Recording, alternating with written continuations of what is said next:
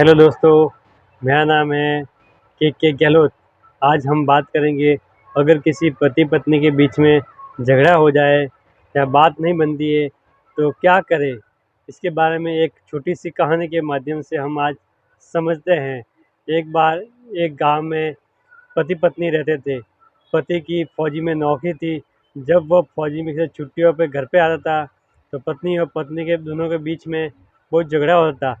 दोनों को बनती नहीं थी। तो एक बार इससे पत्नी बहुत परेशान थी। इसलिए सुना था कि बाजू के कोई गांव में एक आश्रम है। उस आश्रम में एक ज्ञानी गुरुजी रहते थे।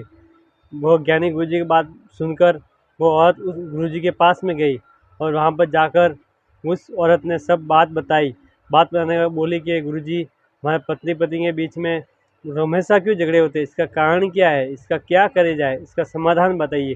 तो उसके बाद उस गुरुजी ने बोला कि मेरे पास समाधान तो है, मैं समाधान तो बता सकता हूँ, लेकिन उसके लिए जो मेरे को चाहिए वो चीज़ मेरे पास नहीं है।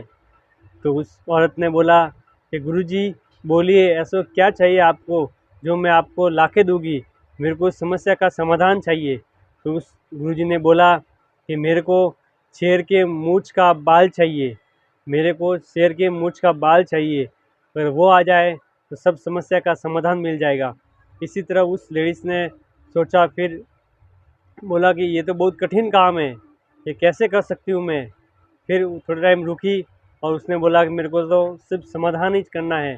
तो फिर वो बोले गुरुजी के गुरुजी, मैं आपको ये शेर के मूंछ का बाल ला के दूँगी। तो फिर वो घर पे गई। दूसरे दिन फिर वो जंगल में गई। जंगल में घूमते घूमते बहुत ही जंगल के गहरे जंगल में गई। वहाँ पर एक शेर था। उस शेर को देखा। उस औरत ने दूर से शेर को देखा तो डर गई। डर के मारे वो वापस घर पे आ गई। ऐसे ऐसे दूसरे दिन वापस वो जंगल में गई और शेर को देखा। शेर जब देखा तो दहाड़ने लगा, तो वापस वो घर पे आ गई। ऐसा सिलसिला कुछ टाइम तक चलता रहा। कुछ टाइम तक चलने के बाद वह औरत फिर उस सूर को हिम्मत करके देखने लगी। फिर जैसे जैसे देखने लगी तो शेर भी आदी हो गया कि औरत तो हमेशा आती है। फिर शेर थोड़ा शांत होने लगा, फिर दहाड़ना बंद हो गया। वैसे वैसे कुछ टाइम खाता रहा। उसके बाद जैसे ही वो शेर के लिए लेके जाती, वो उस धीरे धीरे उस लेडीज़ ने, उस औरत ने उस शेर के ऊपर हाथ घुमाना चालू किया। और जैसे वो खाने को लेके जाती, उसके ऊपर हाथ घुमाती थी। ऐसे जैसे जैसे टाइम बीतता गया और शेर और दोनों के साथ में मित्रता बन गई। मित्रता बनने के बाद वह शेर एक दिन हाथ घुमाते घुमाते उस औरत ने उस शेर के मूंछ का बाल निकाल दिया। मूंछ का बाल निकालने के बाद दौड़ती हुई वापस उन गुरुजी के पास आई। गुरुजी के पास आकर बोला, गुरुजी ये देखो, मैंने इस शेर का बाल लेके आई हूँ।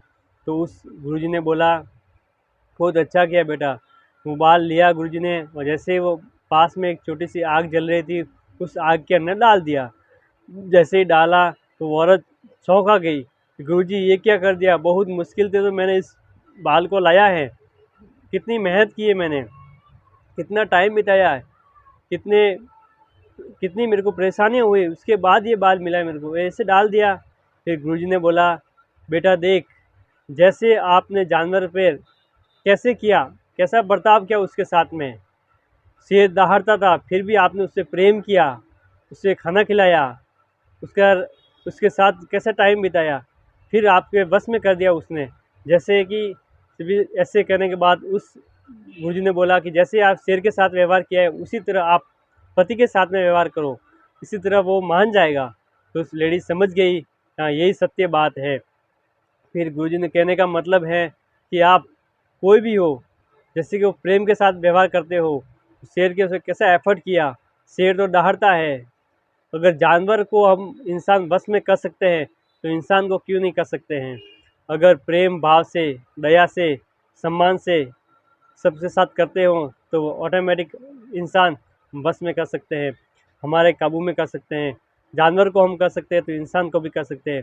प्रेम भाव से, दया से उनको प्रेम किया और वो दोनों पति पत्नी आराम से रहने लगे, खुश शांति से रहने लगे। कहने का मतलब है, अगर प्रेम से, सम्मान देकर, आदर भाव से अगर पति से अगर सम्मान दोगे, आदर दोगे तो ऑटोमेटिक वो मान जाएगा और झगड़े की कभी बात भी नहीं होगी। Thank you.